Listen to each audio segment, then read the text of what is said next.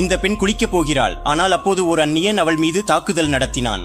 பிறகு அந்த மனிதர்கள் அவளை படகில் உட்கார வைத்து கடலின் நடுவில் கொண்டு சென்றார்கள் மற்றும் அவளை கடலுக்குள் தள்ளிவிட்டார்கள். ஆனால் அவளது கால்கள் இரும்பு சங்கிலிகளால் கட்டப்பட்டிருந்தன.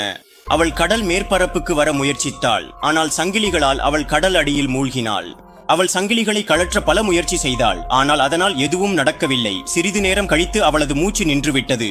ஆனால் பின்னர் திடீரென அவளது கண்கள் திறந்தன மற்றும் அவள் கடல் நீரை குடிக்கத் தொடங்கினாள். இதன் அர்த்தம் அவள் நீருக்குள் கூட மூச்சு விட முடியும். பிறகு அவள் ஒரே இழுப்பில் சங்கிலிகளை உடைத்துவிட்டு அதிவேகமாக கடற்கரைக்கு சென்றடைந்தாள். கெலியோ பார்த்தாள். அந்த இரு கடத்தல்காரர்களும் இன்னும் அங்கேயே இருந்தனர். அவள் ஓடி சென்று அவர்களில் ஒருவரை கழுத்தை நெரித்து, நீங்கள் என்னை ஏன் மூழ்க வைத்தீர்கள் என்று கேட்கத் தொடங்கினாள்.